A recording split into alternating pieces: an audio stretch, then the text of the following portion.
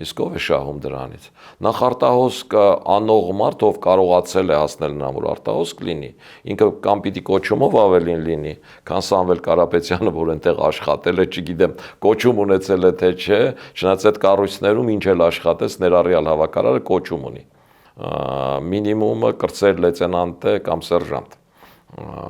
Ուրեմն ավելի բարձր կոչումով է, եւ այդ ավելի բարձր կոչումով մարդուն անհրաժեշտ է, որ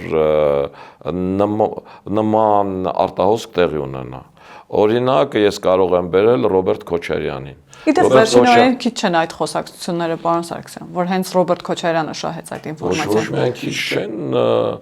դա պարզ տրամաբանություն է, ով շահեց հենց այդ հարցի հին հռոմեացիներից եկող այդ հարցի պատասխանը, ով շահեց